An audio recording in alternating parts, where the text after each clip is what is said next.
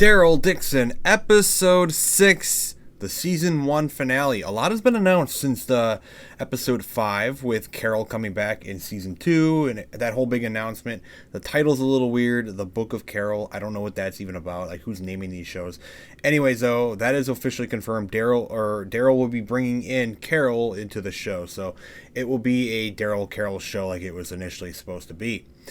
But before we get to that, we have a big finale to jump to, and DARYL is about to fight one of the crazy variant walkers, and it ended up being a little more mild than I thought it would be, but it was still pretty cool. So let's get into the finale. I think it's a pretty serviceable finale for where we're going to end up going into Season 2, which was kind of announced this past week here after the New York Comic-Con stuff. So instead of jumping to DARYL fighting the variant walker in France, we're still in France, but we're jumping back, very far back, to World War II, Normandy in France. So we're jumping to something very strangely different for The Walking Dead.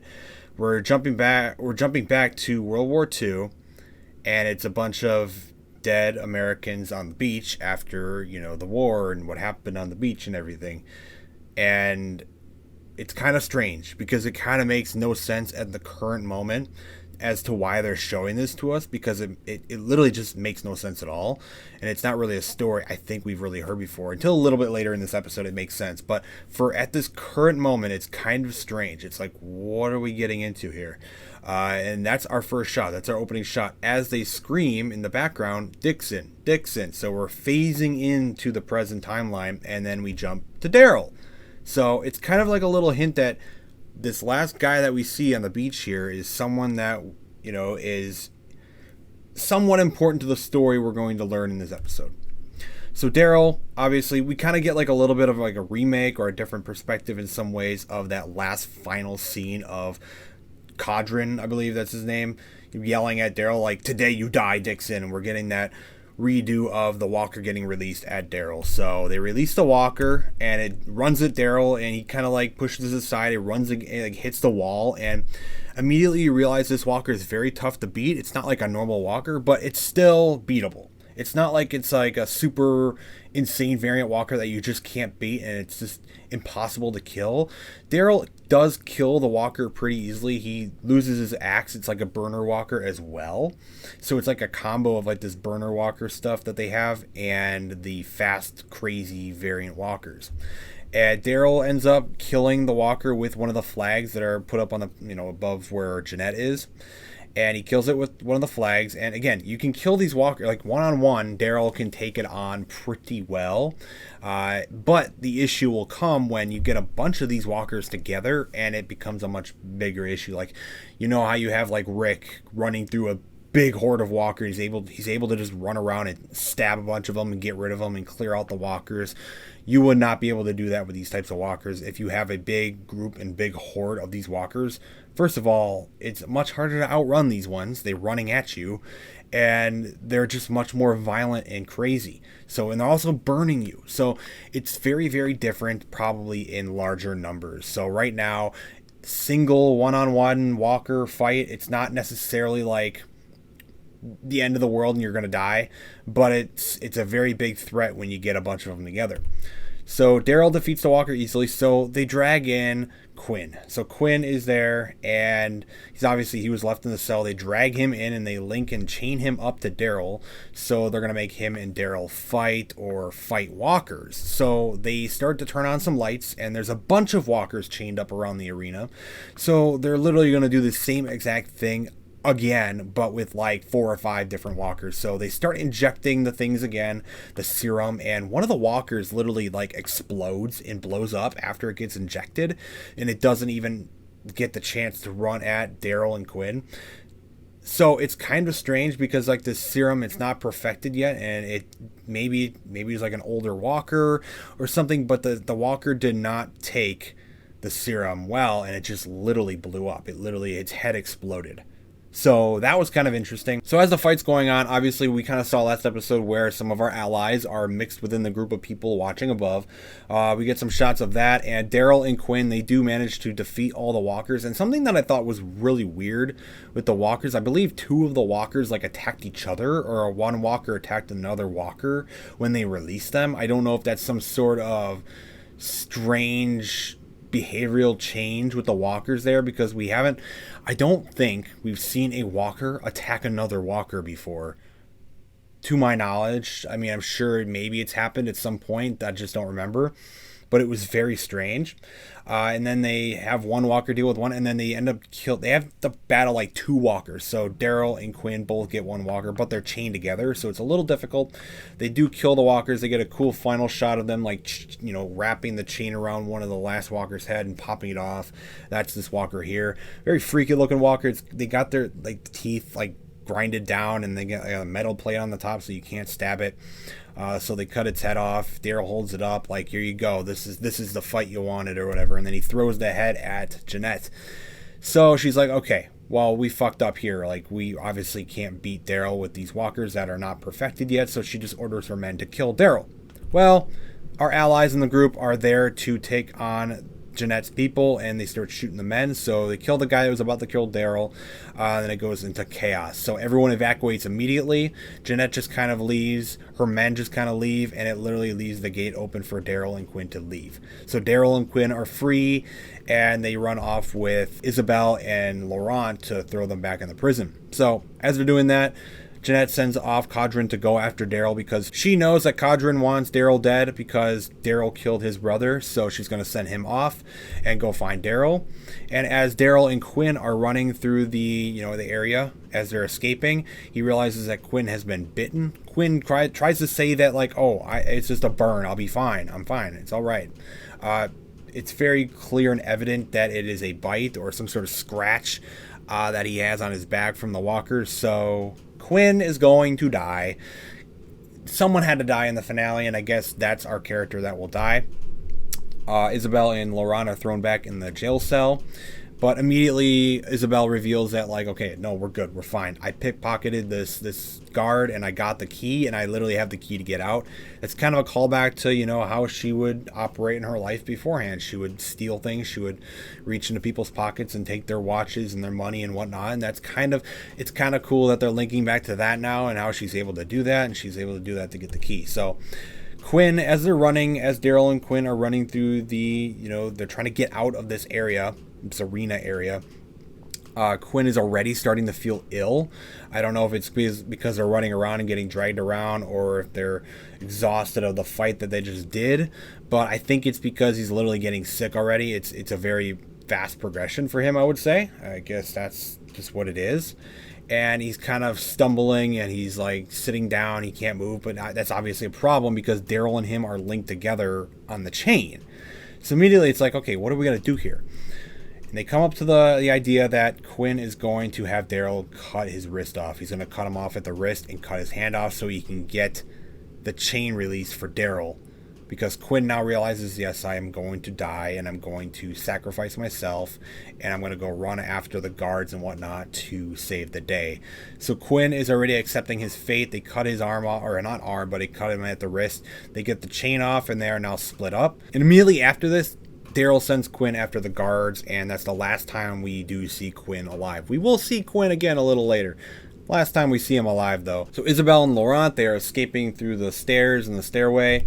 Daryl makes it out, and he's able to reunite with our allies. So he gets the chain off. Finally, he actually gets it released from his wrist, and he goes back to find Isabel and Laurent. He finds them pretty quickly, but they're behind a gate. He has to unlock the gate, and as they're doing so, here is Walker Quinn. Turned pretty quick. The whole dath of Quinn happened incredibly quick, especially since he was I'm assuming he got killed when he was running after the guards and distracting them for Daryl to get away. I'm assuming that's how he actually died technically. So I mean, he was going to die anyway, so he accepted his fate.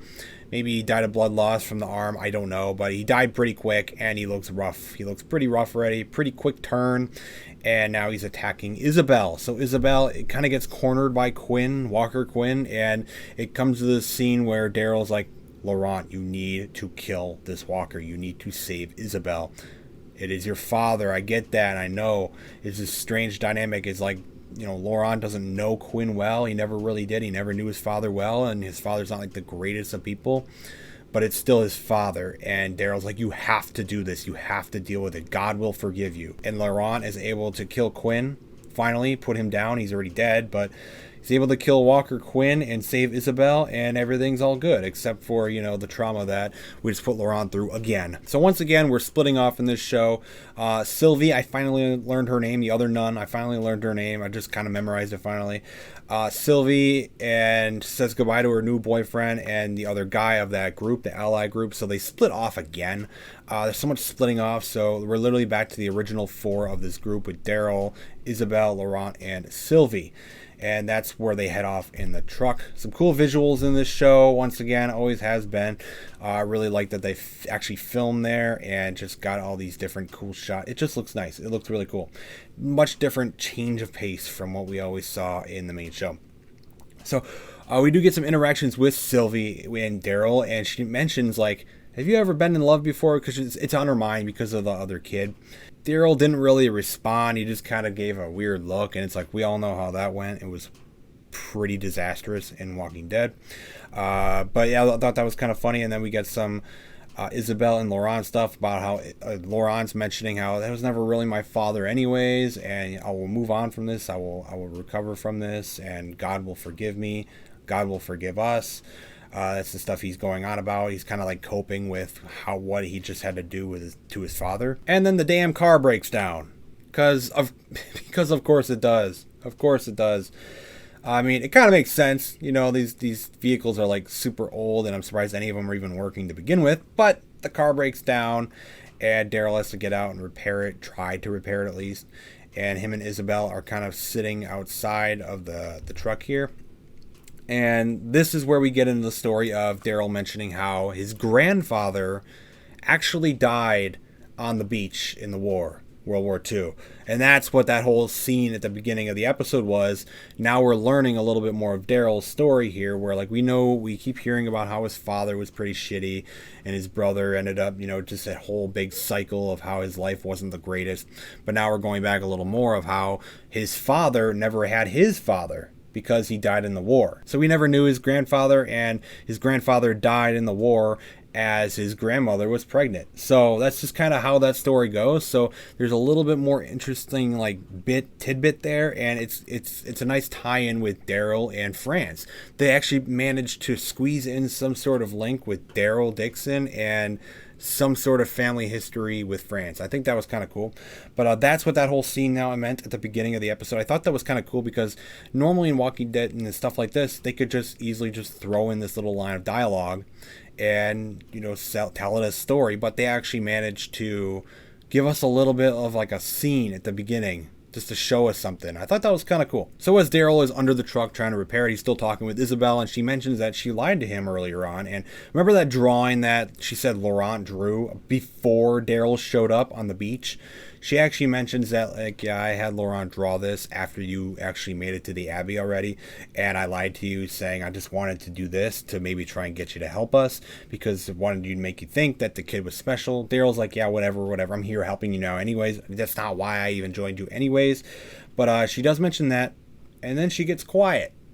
Where's Isabel? What happened? What's going on? Why is she not responding? Well, Codron has shown up. He showed up pretty quietly, I'll say that much. He showed up without even a footstep being heard at all. And him and his men are there, or him and Jeanette's men are there to basically kill everybody, kill Daryl. That was the whole mission, right? So they kind of get in a scuffle. One of the men stabs Isabel in the right shoulder, so she's like kind of wounded now. And then Codron is given the go-ahead to basically kill everybody. Kill the kid. Kill Laurent. And this is the first time I've actually seen some interest. I've had some interest in the character of Codron. He's got his gun lifted, and you got this shot of Laurent. He says, "God will save us," or something, or "God will save you." And Codron ends up killing all the men he's with instead of Daryl, Laurent, Sylvie, or Isabel. He kills all the men he's with, but he's still got his gun up, and he makes a decision that, I'm not doing this right now. I'm not killing this kid. He's after Daryl. He's not after the kid. He's not after any of these other people, really. He's after Daryl. He wants to kill Daryl. He's not happy with Daryl still, and he even makes that clear, not this time, Dixon. All right, you got away with it this time. I'll leave you be this time. He's not happy with Daryl. I'm thinking that'll change now with this type of scene. But right now, he's not really happy with Daryl, but he was after Daryl only. He wasn't after the others, and them telling him to kill the kid and everything. He was not really okay with that. And this is the first time I've been interested in his character, because now he's like, okay, this is a little bit more complexity with his character finally. He was just kind of an angry dude, mad about his brother dying, and he was out for vengeance. Like, there wasn't much to him, to be honest, in this show so far. Now we're getting somewhere with him, and I'm curious to see where his story goes next season. But he kind of walks off and tells him to burn the truck. It'll be less evidence later. So he gives him a little bit of a hint on what to do, and he also tells him where to go, because he sees the watch and he sees where they're going. So they head off to the nest. They burn the truck, and we after that we basically cut to them finding the nest. So they're at the nest, and it's a very beautiful place. It's like this big castle on this island here, and this is where they're headed. This is where they were going. So they get in, they arrive, there's a bunch of people like living there, and they're basically like waiting for them. They know about them. And there's this guy that greets them, and it's another American. So this is American man who has been living there since like the 90s. And he says he was like a student who was there like studying or whatever in France. And I'm assuming he just must have been there when the world fell apart as well. So he was there. He's another American. He does speak French though as well. So it's kind of like another character there to speak English for Daryl. It's kind of funny how that is. Isabel, she does get treated. She wakes up like a few days later or whatever, and she sees Daryl training some people, learning how to use guns, and they've just kind of been living in peace now. I would guess a few days. So she has been recovering. Then we get a little bit of like a montage of Daryl, Isabel, Laurent just kind of living peacefully at this nest place. And you get some shots with Daryl and Isabel having some looks between each other. I'm really thinking that either way, if they do anything between those two characters or not, they're obviously giving you this idea that like, oh, there's some sort of like feeling there, or some sort of care between the characters. Like, they're really starting to care for each other.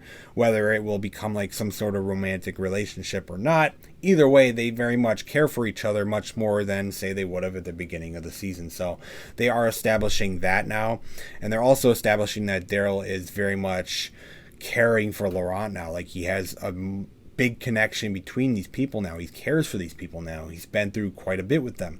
So that's kind of what is getting set up for Daryl's little journey at the end of the episode. In another scene, Isabel does mention that this is feeling like home now, and she asks Daryl to help her with her wound. And as she's doing that, she mentions that this is home now. This feels like home. And it kind of feels like a persuasion type of thing, that maybe keep Daryl there. They don't want Daryl to leave, but they know he is on his journey to get back home. And that's the big conflict now with Daryl, is like they're at peace. They found home in a way, right? They found a home to stay at. And everything seems all good. So this is that time now where Daryl would make his way to leave. And this is the conflict that we now have. Daryl does talk with the leader here at the nest, and he does mention that like, we do have boats, we do have stuff ready for you to go. You can make your way up to this certain area. He tells him where to go, where a boat will be, and he's able to maybe hitch a ride there. He can make it to another port and make it to the US again. So he's telling him basically how he's able to get home if you really wish to leave. He also does try to convince Daryl that like, oh, well, there are people here that really care for you now, and the world is crazy. It's a dangerous place, and that journey back home is not going to be easy as well. So maybe just stick around, man. You know, there's people here that care about you as well. Just think about it. So he does have that with Daryl. We do get one more scene with Codron and Jeanette, and she immediately realizes and knows that like, yeah, you're lying to me. He says we were ambushed and they killed all the men but me, and I came away unscathed. No scratches or bruises or anything, but I got away and all the other men didn't. Yeah, okay. So she realizes that, and she basically takes him as prisoner, and she's not happy with it. But he knows where the nest is, and I think that's why she's keeping him alive for now. She wants to find out where the nest is. So obviously that whole feeling of the nest is home, that's not going to last. I really don't think that will last. So Jeanette is really the big main villain of this series, and she's not dead yet. So she's going to be a threat going into season 2, and that'll be interesting to see. So Daryl is in this conflict of wanting to leave now because he has to get home, man. There are people there at home that he really, really cares for. But Isabel is very, very upset about that, reasonably so. And she's trying to convince Daryl that, like, you're going to abandon Laurent, maybe like, your father abandoned you, and your grandfather wasn't there for your father. So she's trying to do this, like, I can't really blame her either. She wants to keep Daryl there because they've all grown closer together. And again, this is like the big issue that Daryl now has to consider. It's like, these people, they do care for me. I care for them now. It's like, it's kind of like how Morgan left. Don't watch Fear the Walking Dead. It's not good, but it's kind of comparable, where Morgan went off into another part of the country and found people he cared for, and he never really made it back home for a long while. So it's kind of like that again. Daryl left, and now he found other people that he grew connections with and cares for, and now he's having this major conflict. It's like, well, these people, they don't want to come with me. They don't want to go with me. They want to stay here. This is home now. They like this place. And Daryl's like, well, he has Judith, he has Carol, he has all these different people at home, he has RJ that care for him so deeply, and he cares for them deeply. So it's a very big conflict for Daryl. So he still plans to leave. Before he leaves, he does go and see Laurent while he's sleeping. He puts like the Rubik's Cube thing that they've been messing around with, puts it by his bedside, and he leaves. So he leaves. We get a shot of him looking back at the nest, and we get a few montage shots of him just kind of making his journey to the beach. He's going to try to get into the beach to get to the boat and make his way home. So we got some interesting, cool shots here, like really, really beautiful shots in this show, I will say. And then he makes his way up to this hill, and there's an American flag on the hill, and he's made his way to a mass graveyard. And we're realizing that this is like a big graveyard with the American flag here of all the Americans that died on the beach in World War II, D-Day or Normandy in France. And that's what we saw at the beginning of the episode, where we're tying that whole story together now, where like Daryl's grandfather died on the beach that day, and now here are all the graves. So you kind of assume like, okay, he's going to look for his grandfather's grave. So he looks around a little bit, and he finds his grandfather's grave. William T. Dixon died June 6th, 1994. So that was kind of cool. Kind of like a tie for Daryl to France. I thought that was a really interesting tie for Daryl. And yeah, I just thought that was cool. So after that, Daryl, he sees the boat out on the water. He's like, all right, this is where I'm going to head out. And this is like the one part of the episode I really didn't like. While he's waiting for the boat on this hill, a bunch of walkers show up out of nowhere. Literally nowhere. He's been up on this hill like for how long now? I don't really know how much time that's passed in the story. He was looking for that grave for a while. But there's a bunch of walkers that literally come out of nowhere. He's on a freaking hill, like grass hill. Okay, there's not really many places for these things to hide. There's a few old broken bunkers there and stuff.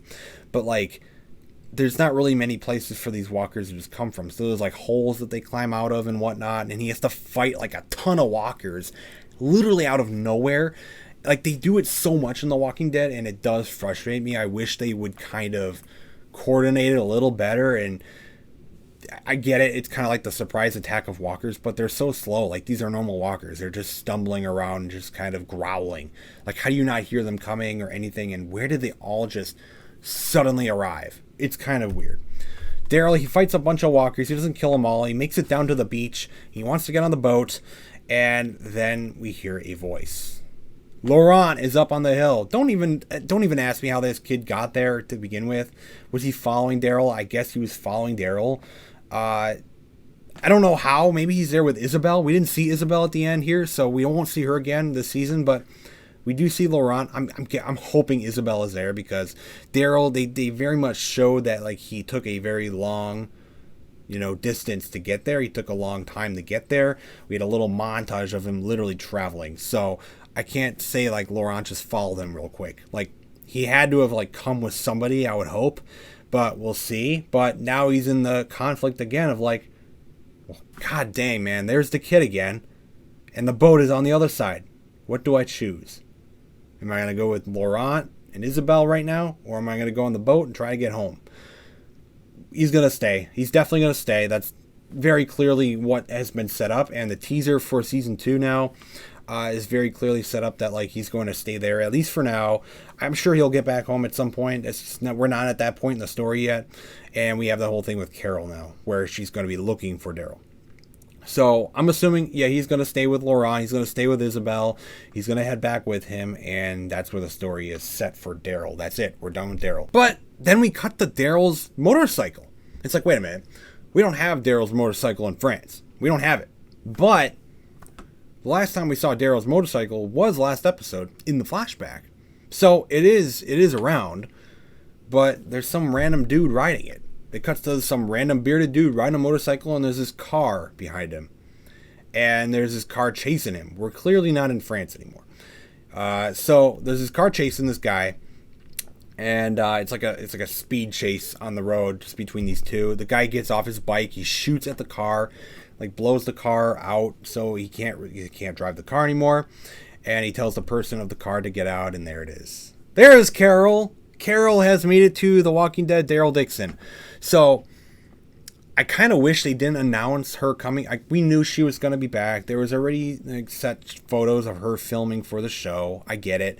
But it would have been fun to see her at the end without the big announcement of her coming back at the New York Comic Con. Like they already have fully announced it that she'll be a series regular in the whole season. Next season is going to be a big story of her as well. And now we're already getting like a little tease. So it's still nice to see it. I'm definitely happy to see. I didn't expect to actually get the final scene here like this. So I am still happy that we're getting it. But he points the gun at Carol. We all know Carol. She's going to deal with it. And then she's mentioning that like, I'm looking for a friend. I'm looking for DARYL DIXON. Do you know the name? That's his bike. You're riding his bike. So he goes to the back. He looks in the trunk. He's just kind of like looking through her stuff. And then she like knocks him out because it's Carol. And then we cut to a scene of the man in the trunk. She's got him tied up, and she's asking where he got the bike. He tells her about the place that Daryl was at last episode, where he got taken away onto the boat to France.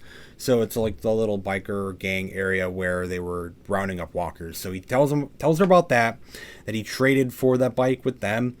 And here's Carol.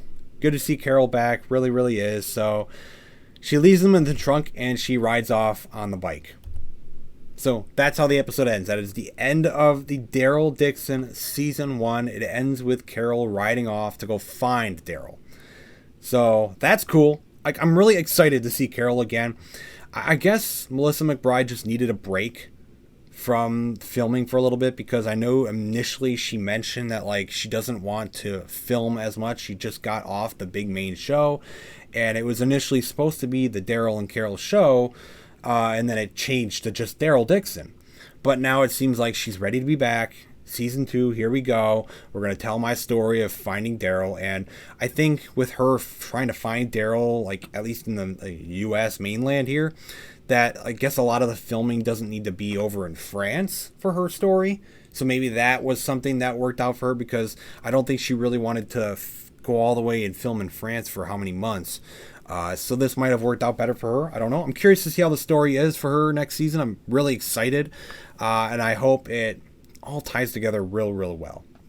And I also hope we learn who came back, because that was something they teased last week as well. But that's how it goes. So we are teasing Carol. She's coming back. It's official. She's coming back. She's had her first official scene now since The Walking Dead's ending. That's good to see. Daryl is still stuck in France. He had his way to get out, but he stayed behind, I'm assuming now. And Carol is now looking for him. So we still have our villain. We still have Jeanette. We have variant walkers. Well, variant walkers are cool. I hope they come into play a little bit more next season with Jeanette, maybe like building up an army of these variants. They're still working on them, as they said, so maybe that'll come into play. But I love this season, man. This season, these last 2 episodes were real. I think I loved episode 5 more. I just love episode 5 so much. But episode 6 was really great as well, and it's a very strong ending for this season for the DARYL DIXON show. I'm super happy with what this show did, especially the last few weeks. It was incredible. I'm super excited for The Walking Dead right now. And guess what, guys? The next show we have is The Ones Who Live with Michonne and Rick Grimes. Rick Grimes, he's coming back, guys. And I really hope his storyline ties into all of this. I think they're all going to come together in some way. Dead City, DARYL DIXON, The Ones Who Live, Rick and Michonne.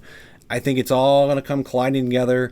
It kind of seems silly in a way. Maybe it's like an Endgame, Avengers, Marvel stuff, whatever. At this point, I don't care. Just give it to me. I want it. I want to see Rick back. I want to see that reunion with everybody. I want to see it all. And I'm excited. I'm excited for what The Walking Dead's doing. Carol's back. Let's get excited. I think we'll see DARYL DIXON return. I think we're going to see this show return a little sooner than we thought. I think they've already filmed most of season 2, I would assume. And I think we're going to see it before Dead City season 2 even. So on to season 2. I'm excited. I really am.